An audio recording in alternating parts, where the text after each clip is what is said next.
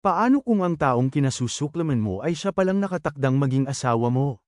Tatanggapin mo ba siya bilang iyong kabiyak, o tatanggi ka ng walang pag-aalinlangan? Ito ang kwento ni Akane at Saito, dalawang mortal na magkaaway na nauwi sa pagiging mag-asawa. Nag-umpisa ang kwento kay Akane, na muling pinagagalitan si Saito dahil sa kung ano-anong kalokohang isinulat nito sa kanilang journey entry. Hindi pa natatapos doon ang inis ni Akane, halos lahat ng bagay, maliit man o malaki, ay sinisisi niya kay Saito.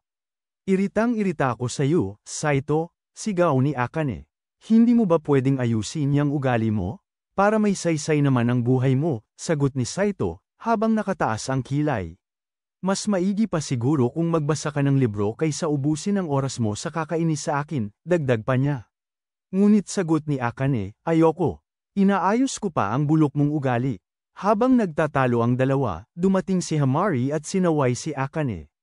Tigilan mo na si Saito, baka mamaya umiyak pa siya, sabi ni Hamari nang nakangiti.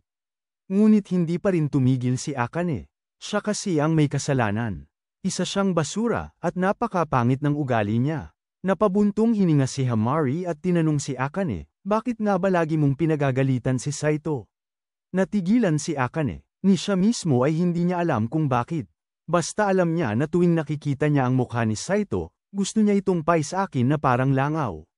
Ganito rin ang nararamdaman ni Saito tuwing makikita si Akane. Makalipas ang ilang minuto, dumating si Shisei, isang cute at mahinhin na babae. Siya ay pinsan ni Saito. Magkaaway na naman ba kayo ni Akane? Tanong ni Shisei habang nakangiti. Hindi naman, sagot ni Saito habang nakakunot ang noo. Inaapi lang nila ako at binubuli. Lumapit si Shisei at hinimas ang ulo ni Saito. Napangiti si Saito at sinabing, buti na lang talaga at meron akong napakabait na pinsan na laging naiintindihan ako. Samantala, patuloy pa rin sa pag-iisip sina Akane at Hamari kung bakit nga ba palaging pinapuna ni Akane si Saito. Baka crush mo si Saito, kaya lagi mo siyang inaaway, biro ni Hamari. Agad na nagliyab si Akane. Hindi, kahit siya na lang ang si Saito, tumawag ang kanyang lolo. Free ka ba ngayon? Tara, magkape tayo sa labas, yaya ng lolo niya. Wala akong balak makipag-date sa isang mabahong matanda, sagot ni Saito nang walang pasubali. Bukod pa dyan, may schedule akong libro na babasahin. Ngunit nagmatigas ang lolo niya. Apo, gusto kitang makasama ngayon. Saka, baka magbago pa isip ko tungkol sa pagbibigay ng kumpanya sa'yo. Ngunit tumanggi pa rin si Saito. Bukas na lang siguro, tanda. Grabe ka naman, nasasaktan mo ang damdamin ni lolo, kunwaring hinanakit ng matanda. Akala ko ba, mentally strong ka? Sagot ni Saito nang may pang-aasar. Sagot naman ng lolo ni Saito, kilala mo talaga ako, apo. At dahil kabisado mo ako, alam mong hindi ka pwedeng tumanggi sa utos ko. Sabay may isang grupo ng mga secret agent ang pumalibot kay Saito, kaya wala na siyang nagawa kundi sumama. Sa loob ng sasakyan, tinanong ni Saito kung saan sila pupunta, pero tumanggi ang agent na sabihin ang lugar. Pasensya ka na, Saito, sa selfish na ugali ng boss namin, dagdag pa nito. Pero wala lang ito kay Saito dahil sanay na siya sa ganitong sitwasyon. Lumalabas na ang lolo pala ni Saito ay isa sa pinakamakapangyarihang tao sa buong Japan at ang buong bansa ay nakapaloob sa tech company nito. Maya-maya, habang payapang nakatambay si Saito sa lugar na kanilang pinuntahan, biglang dumating si Akane at sinabing, bakit andito ka, basurang Saito? Sagot naman ni Saito, pinapanta ako dito ng lolo ko. Pero lumalabas na si Akane din ay pinapanta ng kanyang lola. As always, walang payapa at tahimik kapag magkasama ang dalawa. Nag-away na naman sila at nagtatalo. Pinapatigil na ni Saito si Akane, pero sadyang mabunganga ito at hindi tumitigil hanggat hindi susundan mo ako kahit saan hanggat hindi ako nagsosorry. Sagot naman ni Akane, oo. Hindi ako titigil ng kakabunganga hanggat hindi ka nagsosorry. Natigil sila nang dumating ang lolo ni Saito at ang lola ni Akane. Sinabi ng dalawang matanda, sumama kayong dalawa. Nagdiwang sila, pero hindi alam ni Saito kung para saan ang pagdiriwang. Habang nasa lugar, napansin ni Saito na puro juice lang ang iniinom ni Akane at hindi ito kumakain. Kaya tinanong niya, bakit puro juice lang ang iniinom mo? Ba't hindi ka kumakain? Sumagot si Akane, nawawalan ako ng gana kumain kapag nakikita kita, kaya iinom na lang ako ng juice. Hindi pa dito tumigil si Akane, nagbunganga na naman siya at kung ano-ano ang sinasabi. Natawa ang lolo at lola nila at sinabing, natutuwa kami na makita kayong close sa isa't isa. Pero tumanggi ang dalawa, sabay sigaw, hindi kami close. Maya-maya, tinanong ni Saito kung bakit sila pinapunta roon. Sumagot ang lolo at lola nila para magpakasal. Nabigla ang dalawa at halos mabaliw-baliw si Saito sa narinig. Naisip niya, isa ba itong code o hidden message? Ganoon din si Akane, halos mabaliw siya sa kaiisip kung ano ang ibig sabihin nito. Inulit ng dalawang matanda, pwede na kayong malang. Kabang-kaba ang dalawa sa mga sinasabi ng mga matanda. Kinuwento ng lolo ni Saito na matagal na silang magkakilala ng lola ni Akane. Simula pa noong bata pa sila, may gusto na sila sa isa't isa, pero palagi silang nagkakalayo ng lugar. Hanggang sa makahanap sila ng kani-kanya nilang asawa. Ngunit nang namatay ang asawa ng lolo ni Saito at namatay din ang asawa ng lola ni Akane, nagkaroon sila ng pagkakataong mahalin muli ang isa't isa kagaya ng dati. Dinagdag pa ng lolo ni Saito, nakatadhana talaga kami ng lola ni Akane sa isa't isa mula sa simula pa lang. Kaya gusto ng lolo ni Saito na tuparin nilang dalawa ang pangarap nila ng lola ni Akane na hindi natupad. Sinabi rin ng lola ni Akane na magpakasal siya para sa lola niya. Pero tumanggi si Akane dahil masyado raw itong makasarili at ang pagpapakasal ay sariling desisyon, hindi desisyon ng iba. Sumang-ayon si Saito sa sinabi ni Akane at idinagdag, wala akong intensiyong pakasalan si Akane. At higit sa lahat, hindi niyo kami pwedeng pilitin na magpakasal ng labag sa kalooban. Natawa ang lolo ni Saito at sinabing, inasahan ko na ito ang sasabihin mo, kaya hinanda ko na ito. Ipinakita niya ang isang asong ulol na nakuha nila sa kalye. Binyantaan ni lolo si Saito, ibibigay niya. May posibilidad na gawin niya ito dahil kilala niya ang lolo niyang baliw. Maya-maya, pinalapit si Akane ng lola niya. Lumapit naman si Akane, pero may bamulong ang lola niya na nagpangilabot sa kanya ng todo. Binalaan silang dalawa na kailangan nilang magbigay ng sagot sa alok sa loob ng 3 araw. Kung hindi, matatanggap nila ang parusa. Iniwan na sila ng dalawang siraulong matanda. Tinanong ni Akane si Saito, ano gagawin mo? Papakasalan mo ba ako? Pero hindi rin alam ni Saito ang sagot. Kaya si Akane naman ang tinanong niya, papakasalan mo ba ako? Hindi rin alam ni Akane ang sagot dahil hindi niya naasahan ang mga nangyayari. Biglang nag-iba ang asta ni Akane, kaya napatanong si Saito, ano bang sinabi sa iyo ng lola mo? Dalawang isip si Akane kung sasabihin ba niya, kaya tumanggi na lang siya. Dahil dito, nagtampuhan ang dalawa. Kinagabihan, kausap ni Akane ang kaibigan niyang si Hamari. Patanong niyang tinanong, halimbawa, napilitan kang magpakasal sa isang lalaki dahil sa kalagayan ng pamilya mo. Ano ang gagawin mo? Sumagot si Hamari, wow, parang ang corny naman yan. Pero kung ako yun, tatanggi ako. Tinanong ni Akane kung bakit. Ang sagot ni Hamari, hindi ako papayag na magpakasal sa iba dahil may gusto akong tao, at ang taong yun lang ang papakasalan ko. Nabigla si Akane dahil hindi niya alam na may crush pala si Hamari. Wala naman itong sinasabi sa kanya. Tinanong ni Akane, may crush ka pala? Sino? Ngumiti si Hamari at tumangging sabihin. Tinanong naman siya ni Hamari, ikaw, may crush ka ba? Sinabi ni Akane, meron, pero sana mamatay na siya para mawala lahat ng problema ko. Sana bagsakan siya ng bulalakaw ngayon. Natawa si Hamari at sinabing, kung wala ka namang ibang gusto, pakasalan mo na lang ang lalaki. Mas gagaan ang bayarin mo kasi mahahati, at may mag-aalaga pa sa'yo. Pero sagot ni Akane, hindi naman yun ang importante. Iniisip niya na kapag pinakasal na sila, posibleng mangyari ang ginawa ng mga mag-asawa. Sumagot naman si Hamari, syempre, expected na ng pamilya mo na gumawa kayo ng next generation. Dapat 100 ang magiging anak mo. Namula ng todo si Akane at napasigaw, huwag kang magsalita ng ganyan. Sa kabilang banda, si Saito ay labis na naiinis. Sa dinami-dami ng babae, bakit si Akane pa? Si Akane na mas masahol pa sa demonyo ang ugali.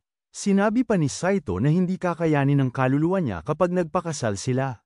Dahil sa kakaisip, napansin siya ni Shisei at tinanong, ano bang iniisip mo? Mukhang stress na stress ka. Sinagot naman ni Saito, may hinihingi na naman ang lolo ko, at sobrang absurd nito. Bakit hindi mo nalang tanggihan? Tanong ni Shisei. Pinaliwanag ni Saito na nakasalalay sa kamay ng lolo niya ang pagmana niya ng Hojo Group, ang kumpanya ng pamilya nila. Dahil dito, tinanong ni Shisei, ano ba talaga ang gusto mo? Makuha ang kumpanya o mabuhay ng malaya at payapa? Sumagot si Saito, pareho, kung posible. Ngunit sinabi ni Shisei, hindi yun pwede. Pero pwede mo naman itong tanggihan at mabubuhay ka pa rin kahit mamulot ng basura. Hindi mo naman talaga kailangan ang kumpanya. Pero dahil pangarap mo, kakailanganin mong makuha ito. Idinagdag pa ni Shisei, kahit anong piliin mong daan, sasama ako at susuporta sa'yo. Kinabukasan, nilapitan ni Saito si Akane, ngunit tinarayan lang siya nito. Pagkalipas ng 3 araw, dumating na ang nakatakdang araw para magdesisyon ang dalawa tungkol sa pagpapakasal. Tinanong sila ng lolo ni Saito, nakapagdesisyon na ba kayo? Kumpiyansang sumagot ang dalawa ng oo. Tinanong sila kung ano ang desisyon, at sabay nilang sinabi, magpapakasal. Nang marinig ang desisyon ng isa't isa, nagulat ang dalawa. Tinanong ni Saito si Akane, sigurado ka ba sa desisyon mo? Sinagot siya ni Akane, oo. Wala naman akong biglang bahay agad. Hindi man lang sila nakapagpalit ng uniform. Lalo pa silang nabigla nang sabihin ng lolo ni Saito na nakahanda na ang lahat, at nailipat na rin ang lahat ng gamit nilang dalawa sa bagong bahay na yun. At napadala na rin ng mga matanda ang lahat ng imbitasyon para sa kasal. Sobrang overwhelmed si Akane, at halos mablangko siya sa kabaliwan ng mga ito. Iniwan na sila, kaya wala na silang choice kundi tumira sa bagong bahay. Pagpasok nila, agad nilock ni Saito ang pinto. Agad namang nag-react si Akane at sinabi, sira ulo ka ba? Ano bang balak mong gawin sakin? Bakit mo nilock ang pinto? Para hindi ako makatakas? Sumagot naman si Saito, ikaw ang sira ulo. Natural na i-lock ang pinto. Gusto mo bang manakawan tayo? Dahil sa simpleng bagay na ito, nag-away na naman sila. Nagalit si Akane at umalis dahil nagtatampo. Ilang oras ang lumipas, habang naglilibot si Akane sa bahay, hindi niya maiwasang humanga sa mga gamit. Napansin siya ni Saito at sinabing, mukhang gandang-ganda ka sa bahay ah. Agad namang nag-react ang pilyang si Akane at nagdadakdak, oo, at mas maganda kung mag-isa lang ako dito. Dahil sayo, nasa Syra ang ganda ng bahay. Dahil dito, nag-away na naman ang dalawang baliw. Maya-maya, naglibot sila sa buong bahay at sobrang natuwa dahil napakaganda talaga nito. Ngunit napasigaw si Akane nang makita niya na iisa lang kama dito. Sumagot ang lolo niya, gunggong ka ba? Natural, isa lang ang kama dahil dalawa lang kayo at mag-asawa na kayo. Tumanggi si Akane at sinabing hindi siya papayag, ngunit sagot ng lolo ni Saito, hindi pwede.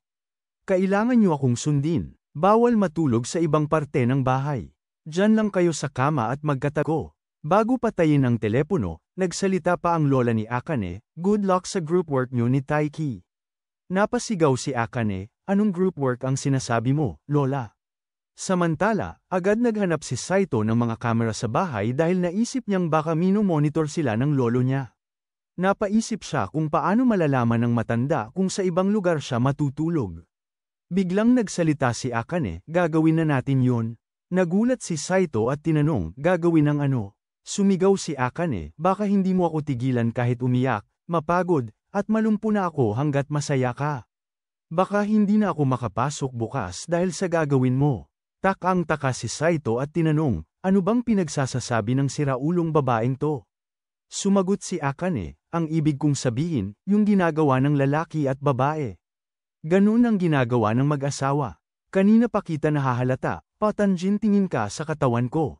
Agad siyang tinutukan ni Akane ng matulis na lapis at sinabing, hindi kita hahayaan makuha ang gusto mo. Sabay takbo palayo. Ilang oras ang lumipas, abala si Akane sa pag-aayos ng gamit. Inalok siya ni Saito ng tulong, ngunit sinagot siya ng baliw na babae, ayoko. Paraan mo lang yan para makapasok sa kwarto at gumawa ng kung ano-anong bagay sa akin. Dahil dito, hinayaan na lang siya ni Saito. Naghakot na si Akane ng mga gamit, pero habang paakyat siya ng hagdan, nadulas siya at nahulog. Buti na lang nasalo siya ni Saito. Sabay sabi ni Saito, kapag namatay ka bago pa ang kasal natin, baka mapagkamalan akong mamamatay tao. Maya-maya, pinadalhan sila ng pagkain ng lolo ni Saito. Nakita ni Saito na naglalaway si sinabing, hindi ko gagawin yan. Dahil yan ang ginagawa ng mag-asawa. Sumagot si Saito, siraulo di pa rin tayong kumain ng ay nagsisigaw pa at sinabing, papakainin mo ko para ako naman ang kakainin mo at magkakaroon tayo ng 100 anak. Kahit ganun, inabot pa rin ni Saito sa sobrang pagod sa kakasagutan nila, pumasok na si Saito sa kwarto para magpahinga. Nagulat siya nang sumunod si Akane at tumabi sa kanya. Sinabi ni Akane na maliit ang kama nila. Kaya sagot ni Saito, oo, at mukhang sinadya ito ng lolo ko. Maya-maya, nagulat si Saito dahil naramdaman niya ang init ng katawan ni Akane, pati na ang amoy ng buhok at balat nito. Naghabol siya ng hininga at sinabing, hindi maganda ito, habang pinagpapawisan. Binalaan siya ni Akane, pag may ginawa kang kakaiba, magagalit ulit ako. Sige ka, huwag mong gagawin yun kasi hindi ko pa nagagawa yun, at natatakot ako. Sumagot si Saito, oo, alam ko. Ako din naman. Sagot ni Akane, ayos naman pala eh. Edi okay na tayo siguro? Habang malapit ng makatulog, nagtanungan ang dalawa kung bakit sila pumayag magpakasal. Ayaw sabihin ni Akane ang dahilan at sinabing gagawin niya ang lahat para sa pangarap niya. Anong pangarap yun? Tanong ni Saito. Pero tumangging sumagot si Akane. Kaya tinanong na lang ni Saito, paano kung ang kailangan nating gawin ay magkaanak? Nagulat si Akane sa tanong at agad na nagsisigaw. Dahil dito, aksidenteng nasalat ni Saito ang puwet ni Akane. Ang lambot, sabi ni Saito. Nagalit si Akane, namula, at nahiya. Sinabi ni Saito na siya ang may kasalanan dahil malikot siya. Sa mga nangyaring ito, magdamag nag-away at nagtalo ang dalawa. Kinabukasan, binalaan siya ni Akane.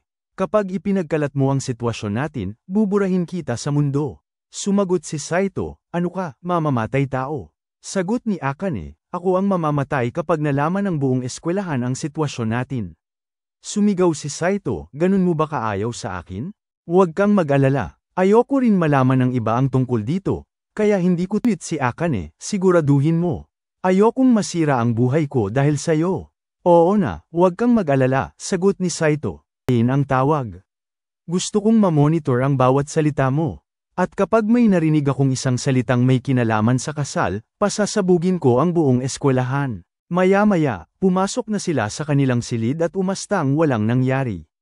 Pero hinarang sila ni Hamari at tinanong, ano ang pinag-uusapan ninyong dalawa kanina? Kaya naman, umastang inaapi si Akane at sinabing, paano?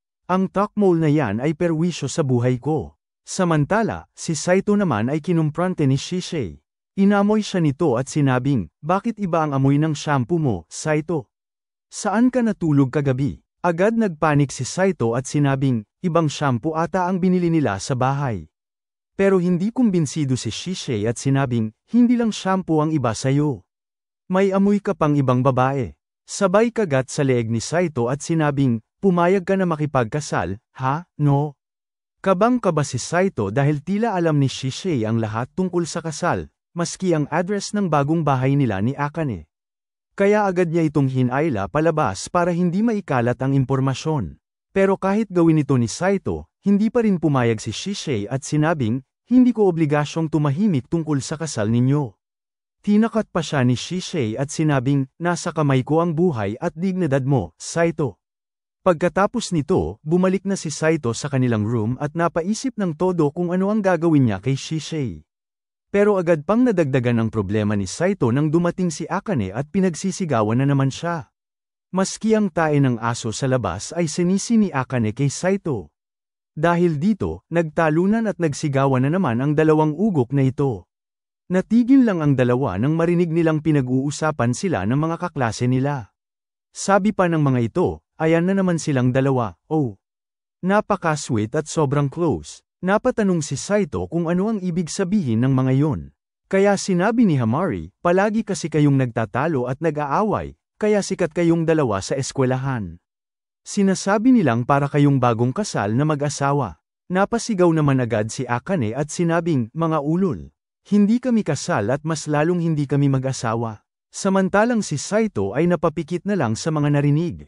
Kinahapunan, sa kanilang bahay, nagsisigaw si Akane, bakit puro juice ang laman ng ref? Kaya kampanteng sumagot si Saito, waaha. Binili ko yan. Vegetables juice, masustansya sa katawan at may vitamin C, sigurado akong pag yan lang ang iniinom ko, magiging healthy ako. Sumagot naman si Akane, ugok ka ba? Hindi ka mabubuhay lang sa juice na yan. Pero agad tinuro ni Saito ang isang damakmak na cup noodles at sinabing, always ready ako. Kaya bumili ako ng cup noodles, mura na, madali pa lutuin. Halos mabaliw-baliw si Akane at mapaus na sa kasisigaw, sabay tanong niya, paano naman ang protina? Kaya agad pinakita ni Saito ang whey protein. Halos maiyak-iyak na si Akane sa kasiraan ng ulo ni Saito, sabay tanong, seryoso ka ba talaga? Yan ang kakainin natin araw-araw. Sumagot si Saito, oo naman. Mabilis lutuin at mura pa. Ang galing ko, hindi ba? Tumanggi si Akane at sinubukang agawin ang inumin na ginawa ni Saito. Pero agad siyang natauhan at sinabing, mas delikado pala talaga si Saito, higit sa inaakala ko. Kapag hinayaan ko siyang puro yan ang kainin, baka mamatay siya at matigil ang kasal namin. Kaya naman, agad niyang sinabi, ipapakita ko sa'yo kung ano ang tunay na pagluluto ng totoo at masarap na pagkain. Masayang nagluto si Akane, iniisip na mukhang gutom na asong ulol sa kalye si Saito na nag-aabang sa pagkain.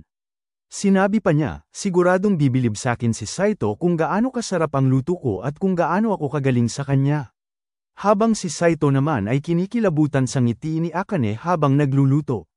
Napaisip pa siya na baka lalasunin siya nito. Nang matapos na ang luto, kumpiyansa si Akane sa kanyang niluto, pero si Saito ay nagdududa dahil baka may patay na daga itong nilagay. Pero nang tinikman na ni Saito, agad siyang natulala. Naalala niya ang malungkot na kabataan niya at sabay sabing, normal lang ang lasa nito. Parang tipikal na luto lang. Pero sobrang pahahalagahan ko ang pagkain na ito. Ang baliw na babae naman ay nagalit at agad kinuha ang pagkain, sabay sabing, huwag mong kainin. Normal lang pala, sa aso ko na lang ito ipakakain. Hindi na makapaliwanag si Saito, pero gusto niya talagang kainin yun. Kaya pinilit niyang kainin ito kahit hinihila siya ni Akane. Kinaumagahan, ginigising ni Akane si Saito. Pero sa sobrang himbing ng tulog niya, inakala niyang si Shisei ang gumigising sa kanya. Kaya agad niyang hinayla si Akane at niyakap ito. Halos maiyak-iyak si Akane sa hiya. Nang magising si Saito, mayroon siyang bukol sa ulo. Kaya nag-sorry siya at sinabing, sorry, Akane. Hindi ko inakalang jijisingan mo ako. Sumagot si Akane, talagang jijisingan kita. Para pag-alitan dahil ako na nga ang nagluto kagabi, ako pa ang mag-uurong. Sumagot si Saito, oo, ako na ang mag-uurong, pero hindi pa ngayon. Pag naubos na lahat ng plato, saka ako mag-uurong. Dahil dito, nagbunganga na naman si Akane. Halos lahat ay sinisi niya kay Saito. Sinabi pa niya, bakit ubos na agad ang tissue? Ganun ka ba kalakas tumae para maubos agad ito? At bakit lahat ng basura nakatapon lang sa sahig? Sumagot si Saito, hindi ba isang beses lang sa isang buwan dapat naglilinis ng basura? Minsan nga napapaisip ako kung kailangan pang maligo araw-araw. Nawalan na ng gana si Akane na magbunganga. Halos maiyak-iyak na lang siya dahil hindi makapaniwala na kasama niya sa bahay ang isang salahulang chewing-gum ito. Seryosong sumagot si Saito, bakit kasi masyado mong pinapansin ang galaw ko at pinapasok ang buhay ko? Sabay alis, na iniwang tulala si Akane. Maya-maya, nag-aayos si Saito ng gamit niya. Napansin niyang halos lahat ng gamit niya ay andito na. At dito rin niya na-realize na wala nang atrasan ang kasal nila ni Akane. Dahil sa sobrang stress ng araw na puno ng digmaan sa pagitan nilang dalawa, nagplano si Saito na maligo upang ma-refresh ang kanyang katawan. Ngunit pagpasok niya sa banyo, nakita niya si Akane na nasa bathtub at walang damit. Natulala si Saito ng ilang segundo at agad na lumabas. Halos pinagpapawisan siya sa nakita at napaisip na kakaiba ito dahil hindi man lang siya napansin ni Akane.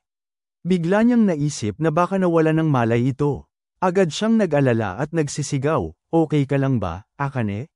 Ngunit walang sumagot, kaya't bumalik siya sa banyo at nakita niyang tulog lang pala si Akane.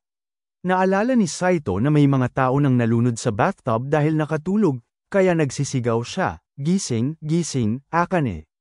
Natulala siya nang marinig niyang nagsasalita si Akane habang tulog, isa kang takmol, Saito. Parang kang aso, talo ka talaga sa akin. Habang nagsasalita si Akane, muntik na itong malubog sa tubig. Agad siyang kinuha ni Saito at binuhat, pero sa kabutihang palad, nadulas siya at nadaganan si Akane. Ramdam ni Saito ang kabog ng kanyang dibdib habang namumula ang mukha.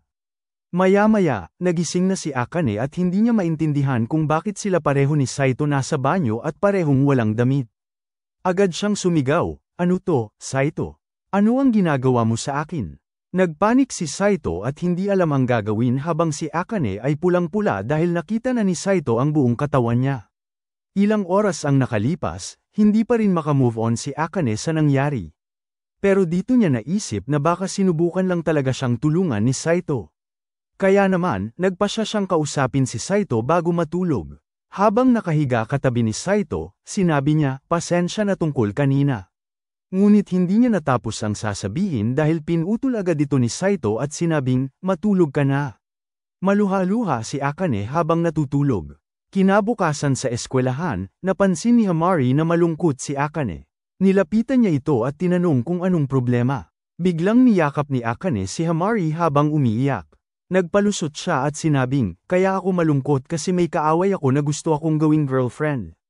Agad itong nakuha ni Hamari at sinabing, si Saito ba ang tinutukoy mo?" Tumanggi naman si Akane at sumagot, "No way. Hindi siya. Bakit si Saito agad ang naisip mo?"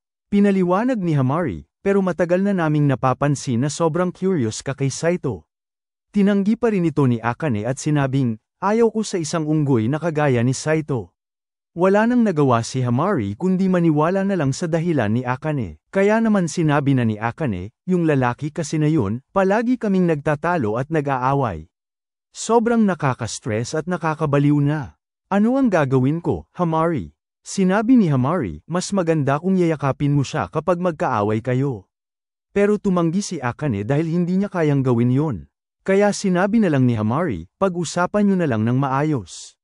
Mas nagkakaintindihan ng mga tao kapag nag-uusap ng mahinahon." Sumagot si Akane, "Sa'yo madali lang ito dahil magaling kang makipag-usap at gusto kang kausapin ng mga tao. Hindi kagaya ko." Ngunit sinagot siya ni Hamari, "Ayos lang yan. May mga tao rin akong hirap kausapin at hindi ko nakakasundo.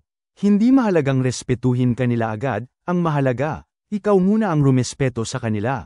O kahit sino pa ang kausap mo." Samantala, kumakain si Saito kasama si Shisei. Tinanong ni Shisei, "Kamusta ka, Saito?" Sumagot si Saito, "Nakaka-stress. Parang nasa impyerno ako nakatira, at dahil doon nawawalan ako ng gana, kahit kumain." Sinabi ni Shisei, "Edi mag-divorce kayo?" "Hindi pwede yun," sagot ni Saito, "dahil kailangan ko makuha ang Hojo Group." Sumagot naman si Shisei, "Ayoko lang kasi mahirapan ka. Pero kung ayaw mo mag-divorce, kailangan mo makasundo si Akane." Duda si Saito na magkakasundo sila ni Akane dahil magkaiba ang kanilang personalidad. Pero sinabi ni Shisei, "Kung gusto mo maging leader ng Hojo Group, dapat mong matutunang kunin ang loob ng isang tao. At dapat ganun ka rin kay Akane. Bakit hindi mo subukang sumuko sa kanya sa mga pagtatalo nyo?" Kinahapunan, pag-uwi ni Saito, sinalubong siya ng malademonyong mukha ni Akane na nakatingin sa kanya.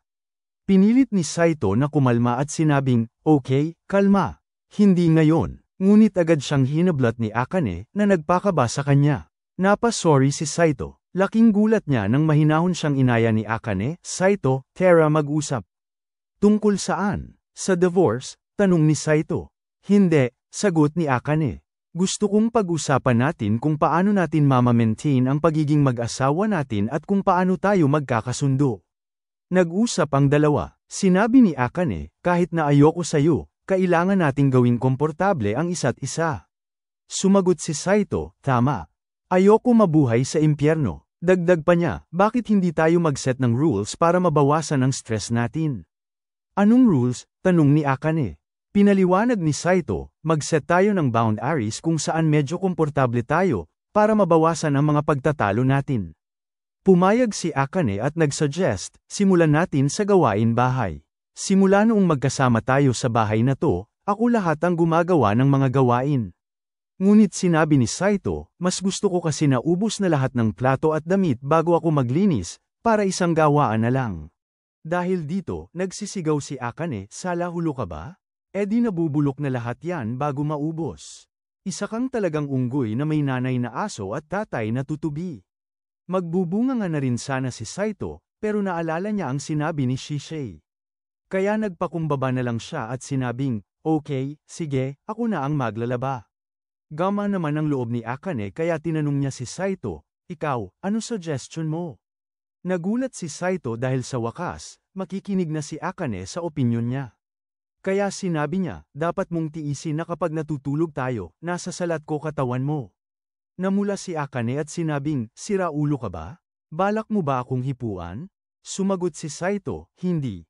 Masyado lang kasi masikip ang higa natin, at hindi maiiwasan na magkasalatan tayo. Sa huli, pumayag si Akane at sinabing, okay, sige. Pero sa labas lang ng damit. Kapag naramdaman ko sa loob ng damit ko, hindi kita mapapatawad. Napag-usapan din nila ang ibang bagay at nagkasundo na. Kasama na rito ang request ni Saito na mag-thank you si Akane kapag nagtutulungan sila. At ang dapat din na sinasabi ni Saito na masarap ang luto ni Akane tuwing siya'y nagluluto. Kinagabihan, kausap ni Akane si Hamari. Sa tingin ko, hindi pa rin kami magkalapit sa isa't isa, pero nakakakapag-usap na kami. Nag-usap kami halos 5 oras. Nakakapagod din. Natuwa si Hamari dahil naging maganda ang resulta ng advice niya. Agad namang pinatay ni Akane ang cellphone dahil paparating na si Saito. Humiga si Akane at pabirong sinabi, okay, go. Salatin mo na ang katawan ko. Nagulat si Saito at sinabing, baliw ka talaga. Hindi kita sisalatin ng sadya. Kinabukasan, masaya si Shisei dahil effective ang advice niya kay Saito. Kinahapunan, pag-uwi ni Saito, dinalhan niya si Akane ng paborito nitong pagkain. Halos hindi makapaniwala si Akane dahil may pasalubong si Saito sa kanya, at paborito pa niya. Sumaya si Akane at ngumiti, sabay sabi ng thank you kay Saito, na nagpagulat at nagpagulo sa damdamin niya. Dahil dito, agad nagluto si Akane ng napakaraming masasarap na pagkain para kay Saito. Tinanong ni Akane, masarap ba ang luto ko? Oo, masarap, sagot ni Saito. Ngumiti si Akane at nag-thank you, ulit, na lalong nagpakaba kay Saito. Napaisip siya, kung yung dating Akane ito, magwa-war freak at magbubunga nga kapag pinuri ko siya. Maya-maya, lumapit si Akane at sinabing, marami ka pang iuurong. Gusto mo, tulungan kita? Sagot ni Saito, wow, nag-aalala ka na talaga sa akin. Biglang tumaray si Akane at sinabing, kung ayaw mo, edi wag. Wala akong pake, pero sa huli, pumayag pa rin si Saito at sinabing, sige, tulungan mo ako. Ngumiti si Akane sa kanya at agad siyang tinulungan. Dito na-realize ni Saito na matagal na niyang hindi napapansin dahil palagi siyang galit kay Akane, sobrang ganda pala niya kapag palaging nakangiti. Kinagabihan, habang nagbabasa ng libro si Saito, biglang nagtanong si Akane, Saito, kailangan mo ba talagang tapusin ang libro na yan? Sumagot si Saito, hindi naman. Bakit ba? Kaya sinabi ni Akane, may nirerenta akong magandang movie. Sinabi naman ni Saito, sige, manood ka na ng movie. Aalis na lang ako, pero tumanggi si Akane at sinabing, huwag kang umalis. Nagpalusot pa si Akane, pero alam na ni Saito na gusto niyang panoorin nila ito ng magkasama. Agad ipinakita ni Akane ang movie, isang pelikula tungkol sa pusa na halos 24 na oras ang haba. Halos mabaliw si Saito, pero hindi na siya nakatanggi at nanood na rin sila ng boring na movie. Tuwang-tuwa si Akane habang si Saito ay halos makatulog na sa sobrang inip. Natapos din nila ang movie, at sinabi ni Akane, dahil pinanood natin ang paborito kong movie, panoorin din natin ang gusto mo. Pero tumanggi si Saito dahil hindi siya mahilig manood ng pelikula. Kaya inaya na lang niya si Akane na maglaro ng games. Binalaan ni Saito si Akane, baka maadik ka. Kampante si Akane at sinabing, kahit baligtarin mo pa ang mundo, hindi ako maadik. Isang laro lang yan. Lumipas ang 30 minuto, tuwang-tuwa si Akane sa laro. Masaya rin si Saito dahil hindi niya akalain na makakasama niyang mag-enjoy sa isang laro ang mortal na kaaway niya. Napagod ang dalawa at natulog na. Pero bago sila matulog, binati nila ang isa't isa ng good night, at sabay pang nagplano, bukas ulit ha. Kinabukasan sa eskwelahan, ginaisang ni Akane si Saito at sinabing nahulog nito ang pambura. Nag-thank you si Saito. Maya-maya, lumapit si Hamari at tinanong si Akane, nag-away na naman ba kayo ni Saito? Nagpalusot si Akane, oo, palagi naman eh. Sira ulo kasi siya. Dapat hindi na lang pumasok. Pero duda si Hamari at sinabing, parang may kakaiba. Hindi ka na tulad ng dati na sigaw ng sigaw at galit na galit. Nagsawa ka na bang pag-alitan siya? Nagdahilan si Akane, hindi. Ngunit sinabi ni Hamari, edi ibig sabihin nagkakasundo na kayo. Agad nag-isip si Akane ng palusot at sinabing, no, never, hinding-hindi ko makakasundo ang Tokmole na yan. Sa dami ng tanong ni Hamari, tumakbo na lang si Akane para makatakas. Maya-maya, nahuli ni Shisei si Saito na nagbabasa ng libro tungkol sa pakikipag-usap sa kasintahan. Nagpaliwanag agad si Saito para ito kay Akane at sa relasyon namin. Tinawag ni Saito si Akane, kaya agad nagpanik si Akane at sinabing, hindi ba sabi ko, huwag kang ganun makipag-usap sa akin sa school. Nagulat si Saito at nagtanong kung busy si Akane o may pupuntahan ito kasama ang mga kaibigan niya. Sinabi naman ni Akane, wala. Uuwi na lang ako mamaya para mag-review. Bigla siyang inaya ni Saito, mag-shopping tayo at magkita pagkatapos ng klase. Agad napasigaw si Akane, ano? Ibig mo bang sabihin, date ito? Agad hinayla ni Saito si Akane papunta sa isang silid upang pigilan ang pag-iingay nito. Nagpanik si Akane at sinabing, bakit mo ako dinala sa madilim na lugar na to? Ano balak mong gawin sa akin, Saito? Napaikan si Saito at sumigaw, sira ulo ka ba? Ang ingay mo kasi. Nahiya si Akane dahil alam niyang parang date ito, pero agad namang nagpatay mali siya si Saito. Hindi yun date, shopping lang to. Sumang-ayon si Akane habang tumatawa, oo nga, hindi to date. Shopping lang, wala kang maling akala, no? Hindi date to, shopping lang. Pagsapit ng uwian, papunta na si Akane sa lugar kung saan sila magkikita ni Saito nang biglang harangin siya ni Hamari. Ayos lang ba na sumama ako sa'yo? Ako na ang taya, yaya ni Hamari. Nabigla si Akane, lalo na't alam niyang may trabaho si Hamari, pero lumalabas na na-cancel pala ito kaya nagyaya na lang siyang mamasyal. Tumanggi si Akane, sorry, pero may plano na akong kasama ang isang tao ngayon. Tuwang-tuwa si Hamari at agad nagtanong, sino? Gusto kong makilala yang bago mong kaibigan. Agad namang umiwas si Akane, lalaki siya. Dahil dito, napaisip si Hamari at sabay bulalas, si Saito ba? Huwag mong sabihing makikipag-date ka sa kanya. Napahiyaw si Akane, hindi to date. At lalong hindi si Saito yun, never. Sabay takbo palayo. Sinubukan din siyang harangin ni Shisei upang tanungin, pero mabilis siyang tumakas. Maya-maya, nasa meeting place na si Akane at pilit kinukumbinsi ang sarili. Hindi to date, shopping lang to, shopping lang to. Pagdating ni Saito, naglakad silang magkasama habang pinag-uusapan kung saan sila pupunta. Namili sila ng mga pangangailangan sa bahay at napansin ni Akane na nakasale ang chicken breast. Ngunit napakahaba ng pila. Anak, itabi mo ako na, sigaw ni Akane sabay sumabak sa gitna ng napakaraming tao. Pero sa kasamaang palad, natulak siya pabalik. Sumugod si Saito upang tumulong pero pareho lang ang nangyari sa kanya. Sa halip na mainis, nagtawanan na lang sila sa kabaliwan nilang ginawa. Bawi na lang tayo sa susunod, sabi ni Akane. Pero umiling si Saito, pas ako dyan. Ngumiti si Akane at sinabing, hindi pwede. Magkasama tayong dalawa, dapat magkasama rin sa lahat. Natulala si Saito habang namumula. Sa huli, wala na siyang nagawa kundi pumayag. Habang naglalakad pa uwi, biglang sinabi ni Saito, napakadelikado mo talaga, Akane. Napakunot noo si Akane. Ano yun? Ibig mong sabihin, nakakairita ako. Umiling si Saito. Hindi. Ang ibig kong sabihin, ang ganda mong maging asawa. Nabigla si Akane at namula. Ano, pero, kasal na ako. Kinagabihan, nahuli ni Akane si Saito na nakaupo malapit sa kanya habang mahimbing siyang natutulog. Nagising siya at nagpanteng ang tainga, anong ginagawa mo? Ano yang daliri mo? Ipapasok mo sa bunganga ko? Natarante si Saito, sira ulo ka ba? Hindi. At doon nagsimula ang isa na namang komedyang pagtatalo nilang dalawa. Habang nasa madilim na silid, nagtanong si Akane kay Saito, ano nga gagawin mo? Mahinahon namang humingi ng paumanhin si Saito at sinabi, pasensya na, kasi habang natutulog ka, pinagmamasdan kita. Napaka-cute mo, kaya naisipan kong pisilin ang pisngi mo. Nabigla si Akane sa narinig at napahiya ng sobra. Talaga ba? Gaano ako ka-cute? Tanong niya, na halatang kinikilig. Sumagot si Saito, sobrang cute, halos mawala na ako ng control. Nakangiti si Akane, oh sige. Gawin mo gusto mo. Titigan mo na lang ako habang natutulog para makita mo ulit ang cute face ko. Sa huli, nahiga silang dalawa, at habang natutulog si Akane, nanatili si Saito na nakatitig sa kanya. Kinaumagahan, nagising ang dalawa. Pareho silang bumati ng good morning, pero parehong namumula sa hiya dahil sa nangyari kagabi. Habang papasok sa eskwelahan, nakita ni Akane ang paborito niyang tinapay at biglang nagutom. Bumili agad si Saito ngunit sinabi nitong masyadong malaki ang tinapay kaya napagpasyahan nilang maghati.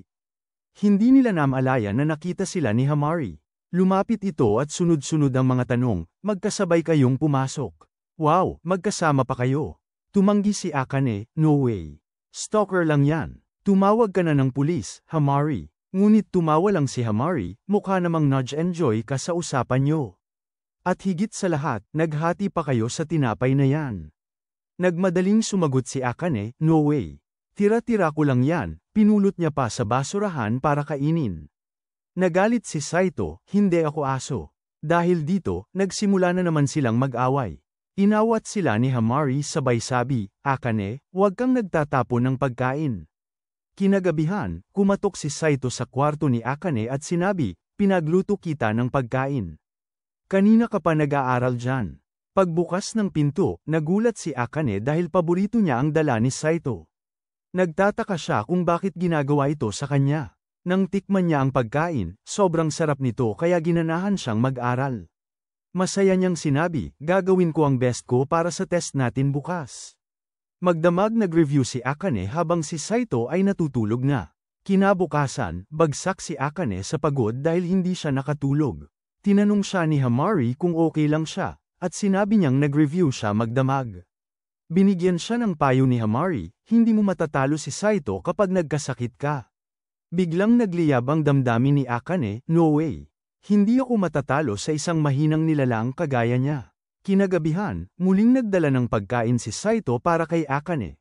Pagpasok niya, nakita niyang natutulog na ito sa mesa, halatang pagod. Nilapitan niya ito at napansin na tila may lagnat si Akane. Sinubukan niyang sukatin ang temperatura nito at tama nga, may sakit si Akane. Agad niya itong inalagaan, nilagyan ng malamig na tuwalya sa noo, at siniguradong gumaan ang pakiramdam nito. Habang nagpapahinga, biglang nagsalita si Akane, meron akong pangarap na gustong tuparin kahit napilitin ko pa ang sarili ko. Gusto kong maging doktor, gusto kong iligtas ang mga taong nahihirapan. Ayoko lang silang magdusa habang walang ginagawa. Gusto ko silang manatiling ligtas at malusog, lalo na ang mga mahal ko. Napabuntong hininga siya bago nagpatuloy, pero walang kakayahan ng pamilya ko na pag-aralin ako sa medical school. Kaya nung sinabi ng lola ko na babayaran niya ang tuition ko kung papayag akong magpakasal, iniisip kong ito ang magiging paraan ko para abutin ang pangarap ko. Natigilan si Saito sa narinig, pero bago siya makapagsalita, dinugtungan ni Akane, ikaw naman, ang dali ng lahat, Kahit hindi ka mag-effort, lagi kang top scorer. Ako, kahit ibigay ko ang best ko, lagi mo pa rin akong nauungusan. Hindi ko maiwasang mainis sa'yo. Tahimik na sumagot si Saito, ganun talaga. Iba-iba ang talento at lakas ng bawat tao. Yan nga ang nakakainis sa'yo, sabi ni Akane, sabay tawa. Pero biglang naging seryoso ang tono niya. At yun din ang dahilan kung bakit tinitingala kita, at hinahangaan. Napamulagat si Saito sa narinig. Si Akane naman, natanto ang mga nasabi niya at biglang nagpanik. Agad niyang binalibag si Saito gamit ang unan at pasigaw na sinabi, Alul. No way, ninja, hindi ako humahanga sa'yo, nakakainis ka.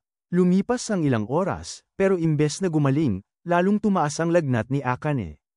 Nagsabi si Saito na tatawag na siya ng ambulansya, pero tumutol si Akane, wag. Dapat para lang sa mga mas nangangailangan ng tulong ang ambulansya. Dahil walang available na taxi, sinabi ni Akane na huwag na lang at matulog na sila. Pero hindi siya pinakinggan ni Saito.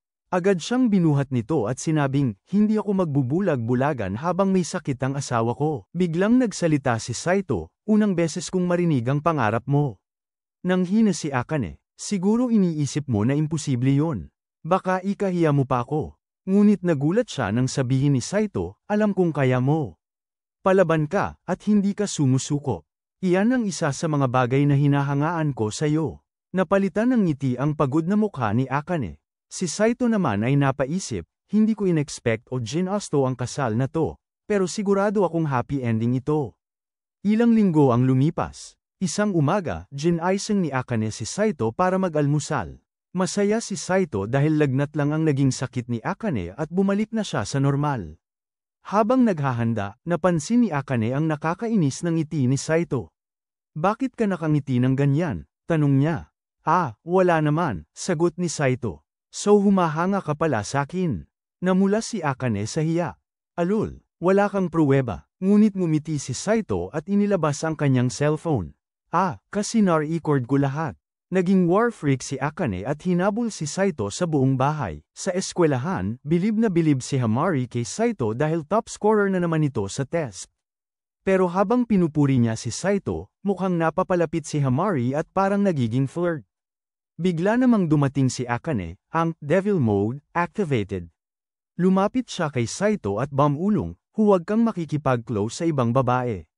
Lalo na't may asawa ka na. Hindi ako papayag. Naiintindihan mo ba, Saito? Pagkatapos noon, agad siyang umalis, iniwang tulala si Saito. Habang naglalakad, napaisip si Saito, hanggang tumatagal, gumaganda siya sa paningin ko. Maya-maya, hinahabol ni Akane si Saito, at si Saito naman ay lumalayo sa kanya dahil baka makita sila sa eskwelahan. Pero nagulat siya nang pag-alitan siya ni Akane dahil hindi siya nagdala ng pagkain. Kaya dinalhan siya ni Akane. Sinabi ni Saito, sorry, nakalimutan ko. Sumagot naman si Akane, baka ayaw mo lang kainin ang luto ko kaya di ka nagdala. Pero sinabi ni Saito, hindi, no. Saya ko kaya pag kinakain ang luto mo. Dahil sa sinabi ni Saito, namula at medyo nahiya si Akane at sinabing, talaga ba? Binigay ko kasi best ko sa bawat luto, kaya dapat ubusin mo yan. Maya-maya, sa eskwelahan, kakainin na sana ni Saito ang pagkain na gawa ni Akane, pero dumating si Cutie Pie Shisei at sinabing nagugutom siya at kakainin niya ang pagkain ni Saito. Tumanggi si Saito, pero pinilit pa rin ni Shisei agawin ang pagkain. Agad tinakpan ni Saito ang bunganga ni Shisei nang sabihin niya, gusto ko tikman ang pagkain na galing sa asawa mo. Maya-maya, dumating si Hamari at napansin niyang pareho ang lunchbox ni Akane at Saito. Dagdag pa niya, hindi ba, guys, magkamukha ang lalagyan ng pagkain nila? Sumagot ang mga kaklase nila, oo nga, no. Wow, galing. Siguro kay Akane yan. Totoo ngang nagde-date silang dalawa. Agad namang itinanggi ni Akane at sinabing, mga takmul. Hindi kami nagde-date. Nakakadiri yan. Sumagot ang mga kaklase niya, pero kahit na, nakakapagduda kasi. Para na kayong mag-asawa gumalaw simula dati. At pareho kayo ng lunchbox, isa ng matinding pruweba yun.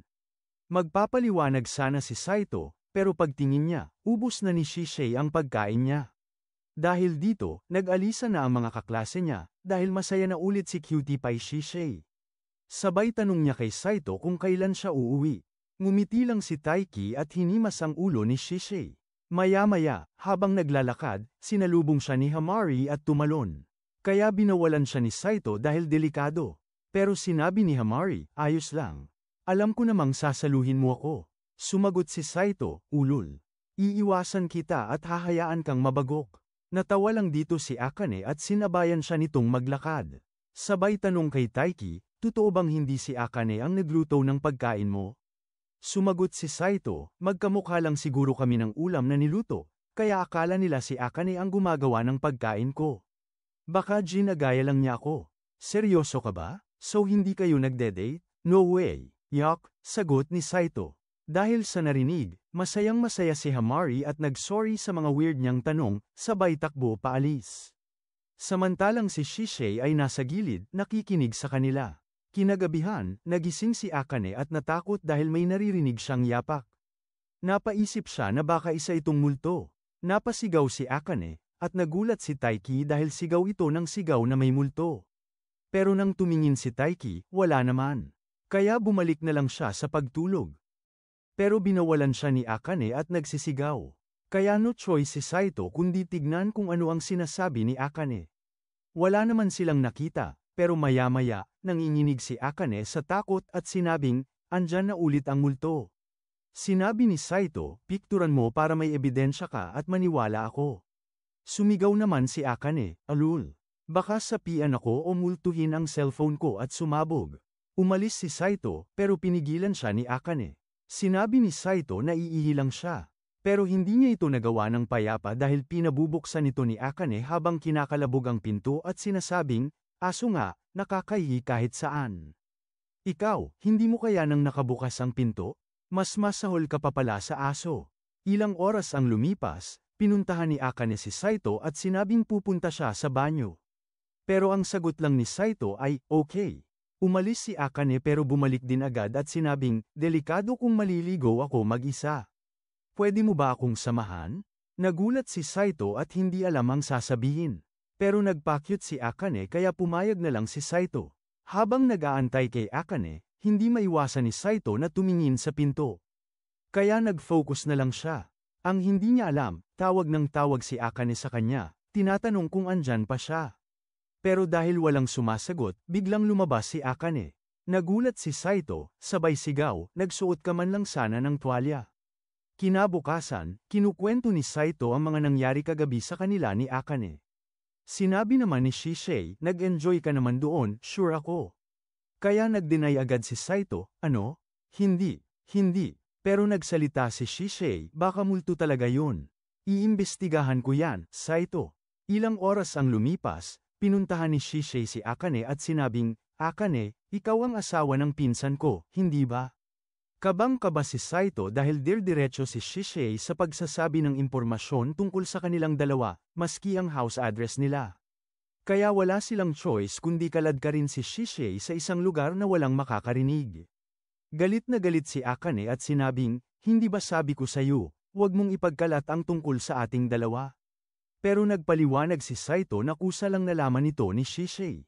Umamin din si Shisei na siya lang talaga ang nakaalam. Kaya naman, kumalma na si Akane. Maya-maya, sinabi ni Shisei na iimbestigahan niya ang multo at tutulungan niya si Akane na mawala ito. Pagdating nila sa bahay, nabigla si Shisei at sinabing, may matinding espiritong nagtitipon dito, at basa ang tubig. Tinakat pa niya ang dalawa at sinabing, lulubog na ang bahay na ito sa kabilang buhay. Pero huwag kayong mag-alala, gagamitin ko ang puwera usog ko. Inimbestigahan na ni Shisei ang bahay. Nagsimula siya sa kwarto ni Saito at nakita ang brief nito. Bigla niya itong inamoy, sabay sabi, hindi mo kamoy, nalaban na to. Sabay lipat siya sa kwarto ni Akane, ngunit nagdalawang isip si Akane at sinabi kay Shisei na, wag na, dahil wala namang multo sa kwartong yun. Maya-maya, kinuwento ni Akane kung saan niya nakita ang multong bata. Nagulat sila nang sabihin niya na alam na niya kung sino ang multo.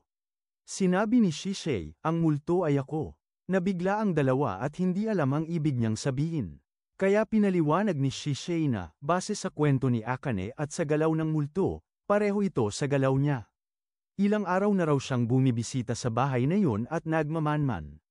Tameme na lang ang dalawa sa trip ni Shisei, lalo na nang idagdag niya, binigay ng lolo nila ang susi sa akin nang hiningi ko ito. Pinaliwanag din ni Shisei na hindi siya nagpaalam para hindi siya makasagabal sa lovey-dovey moment nilang dalawa.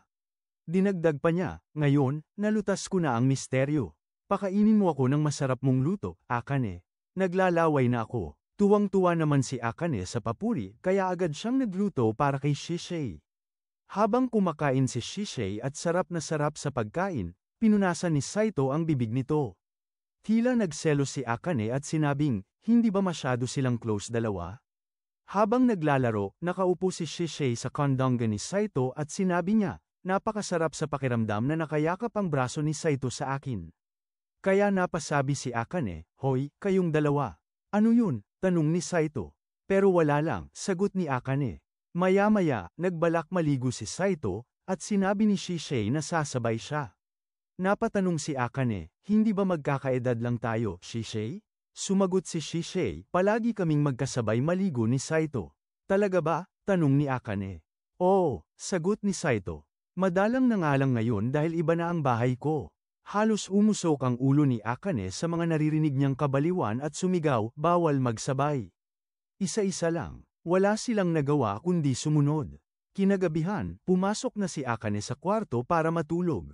Tinanong niya kung nasaan si Shisei, pero sinabi ni Saito, naglalaro pa ng games, pero nakahanda na ang higa niya doon. Laking ginhawa ni Akane dahil sa wakas, makakapag-usap na silang dalawa ng walang kasama at ng payapa. Ganun ba? Gusto mo ba akong makausap ng mag-isa? Tanong ni Saito. Sumagot si Akane, marami lang akong reklamo at hindi ko masabi yun sa harap ni Shisei. Kaya tinanong ni Saito kung ano ang gusto niyang sabihin, at pinakinggan niya ito.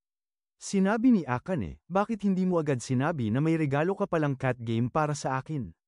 Sinabi ni Saito, nakafocus kasi ako sa pag-aaral, kaya hindi ko muna sinabi. Baka makaapekto ito. Oo, alam ko, sagot ni Akane. Pero gusto ko akong mauna maglaro bago si Shisei. Sabay sigaw niya, ewan ko kung bakit, pero gusto ko ako ang mauna bago siya. Sumagot naman si Saito, aba, malay ko. Bakit sa akin mo tinatanong? Maya-maya, nagtalo na naman sila kung tungkol saan, pero pagkatapos nito, sumaya ulit si Akane. Nagkaayos sila, at nailabas na niya ang sama ng loob. Dinagdag pa niya, dapat pala nagsasabi ako sa iyo ng complain ko kahit isang beses sa isang araw. Kaya tinanong pa siya ni Saito kung may gusto pa siyang sabihin. Sinabi naman ni Akane na meron pang isa, tungkol ito kay Shisei. Biglang nagsorry si Shisei kay Akane dahil sa biglaan niyang pagtuloy sa bahay nila. Pero sinabi ni Akane na ayos lang yun dahil cute naman si Shisei. Ngunit tila hindi masabi ni Akane ang gusto niyang itanong kay Saito. Sa huli, nagtanong siya, hindi ba masyado mo siyang binibigyan ng atensyon? At masyado kayong malapit? Sumagot si Saito, wala masyado siyang makulit kaya dapat binibigyan ko siya ng pansin. Ano bang problema? Wala naman problema, pero, bago pa niya matapos ang sasabihin, nagulat si Akane dahil may humihimas sa puwet niya. Agad niyang sinita si Saito, pero itinanggi nito na siya ang may gawa. Nagulat silang dalawa nang mapansin nilang pareho silang may humihimas sa puwet nila. Nagpanik sila. Pero biglang lumabas si Shisei sa gitna nila at nagsabing, dito ako matutulog sa tabi ng pinsan ko. Palagi kaming magkasama matulog simula baby pa lang ako. Kapag niyayakap ko siya, kumakalma ako at nakakatulog. Naiinggit ako dahil iba na ang kasama niya matulog ngayon. Pero agad na sumagot si Akane, hindi ko naman ginagawa yun dahil gusto ko. Tumingin si Shisei sa kanya at sarkastikong sinabi, di wow, talaga ba? Nagdadakdak pa si Akane, pero hindi na siya pinansin ni Shisei. Sa halip, sinabi niya, kung gusto mong matulog ng mag-isa kay Saito, go. Tumayo si Shisei at nagbiro, sa baba na lang ako matutulog para malaya na kayong dalawa makapag-lovely-dovey. Agad namang nagpanik si Akane at sinabing, ano? Hindi pa namin ginagawa yun. Sige, dito ka na lang matulog kaysa puro kung ano-ano ang sinasabi mo. Habang nagpapanggap na natutulog ang dalawa, natulog naman ng totohanan si Saito. Samantala, biglang bumulong si Shisei kay Akane, nagseselos ka pala talaga dahil nakikipag-flirt ako kay Saito. Agad namang itinanggi ni Akane, hindi no. Pero seryosong sumagot si Shisei, hindi mo ako maloloko, Akane. Natulala na lang si Akane sa sinabi ni Shisei. Ngunit hindi pa natapos doon. Muling nagsalita si Shisei, nagbablush ka. Pero huwag kang mag-alala, slow si Saito pagdating sa mga babae. Wala siyang clue sa nararamdaman mo. Ano kaya ang mangyayari sa relasyon nilang dalawa? Unti-unti na nga ba silang nahuhulog sa isa't isa? From enemies to lovers. Kung nagustuhan mo ang video na ito, comment, asawa, para sa part 3. Huwag kalimutang mag-like, share, at subscribe para sa marami pang high-quality recaps kagaya nito. Kita-kits sa susunod, mga ka-recap.